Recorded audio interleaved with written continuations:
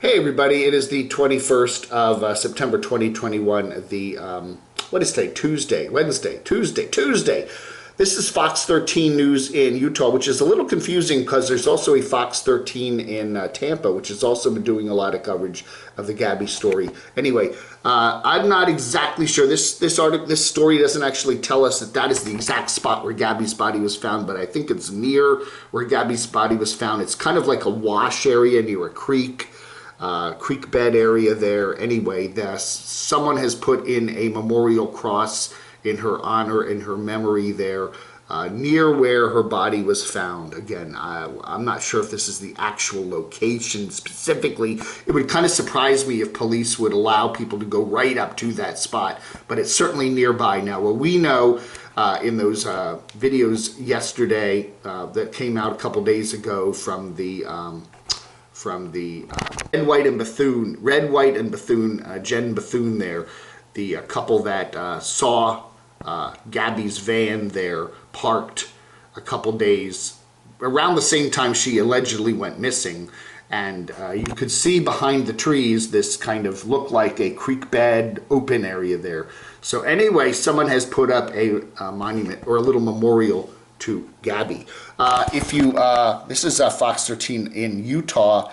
They've again, you know, this image now is popping up all over the place with the angelic wings on. So, wow, for Gabby there. Again, we have still not gotten FBI confirmation, DNA tests, whatever, that was Gabby's body that was found on Sunday evening. However, or Sunday afternoon. However, you know, the FBI is pretty much 99% sure that was her. The other interesting news story update we got yesterday was the fact that somebody came forward and played there was a 911 call where somebody had reported that Brian had slapped Gabby in public, and that was a 911 call. And that differs from the police body cam footage of August the 12th, which made it seem like Gabby had slapped Brian and he had some cuts on his face. So I guess it was going both ways, you know. This is City Hall in Northport, Florida there, where Brian's family lives, and there was a big memorial going up for her too. Northport, Florida, again, just north of there, the Carlton Reserve. Over the weekend, there were reports that Brian had gone hiking up in that area. He had driven his Mustang up into that area, and the police, a massive police search, drones, boats, airplanes, you name it, dogs were in the reserve area. Very swampy, lots of alligators. And found nothing, no trace of Brian at all. So you wonder if he's there. He's probably not still alive, but whatever. They also did a massive search. And they did a search of Brian's parents' home there in Northport. The police did that yesterday. All the camera crews were there. Fox News had a camera crew that was just live on the house. Even after the search was over, hours after the search was over, Fox News has a live stream of the house. I thought that was a little bit ridiculous, but, you know, what the heck. You know, I mean, what are you going to see? The police going in the house, Brian's parents came out and waited in the FBI van, and it was only about half an hour or so, and then the police came out and they went back in, and then you saw this just house sitting there on a live stream for hours and hours and hours. You know, again, the coverage is getting a little bit ramped up to the point where, hey, you know, again, there's going to be a vigil for Gabby Petito Wednesday, September 22nd from 7 to 8 p.m. Sugar House Park. This is in, I presume this is in Salt Lake City. Yes, it is. It's between I-20, 2100 South, and 1300 East, and 1700 East in the Sugar House neighborhood of Salt Lake City. So there it is, a park. It's a park. Anyway, this was a text message also that came out yesterday that Gabby allegedly sent her mother right before she went missing completely. You know, she's probably already missing at the time. But anyway, the text from Gabby's mom got said that this did not sound like Gabby. She was talking about her grandfather Stan, and she never called him Stan, I guess, so you call him grandfather or whatever, granddad. Anyway, so, the mother just said that just didn't seem like what Gabby would say. Again, Brian was last seen almost a week ago. That was when he allegedly went into the park.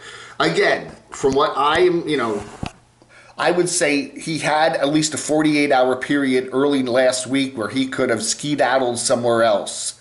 If he's still alive, he could. A number of my folks that watch my channel said he could have got. There are so many smuggling type boats that do drug smuggling around the Miami area and whatever, that they could easily have, given him a ride over to the Caribbean somewhere, or who knows where he could be.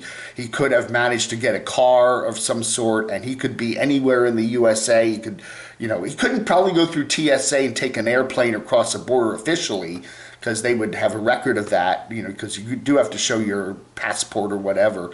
So anyway, I don't know, man. Again, no sign of Brian. We're still waiting on FBI confirmation that was Gabby's body, but they're really very sure.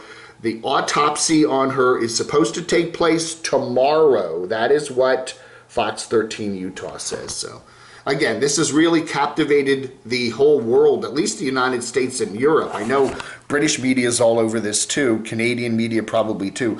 It is just a very captivating story, and a beautiful young couple, and something horrible has happened here, So we'll keep you updated with some quick updates as we can, as long as there's news coming out, we can do that. All right, folks. Again, thanks to everybody for your kind links and updates. If you have something you've seen in the media about this incident here, please email me at camodave@gmx.com. Again, I am not turning myself into a crime news channel. I still am a channel that, my Camo Dave channel covers the nomads. We've been covering nomadic life in the United States and Canada, basically, for the last 5 years. A lot of very colorful people that we cover. We call them oddly compelling, and we do that on this channel. If you're not familiar with my channel, we have a number of new subscribers here. Thank you. But I am not a news channel, but I do cover news that applies to nomadic living, and we do that once a week or so. We'll have a little news update about certain people that have gone missing, and very rarely does it ever get this big. I mean, man, this is a huge story now.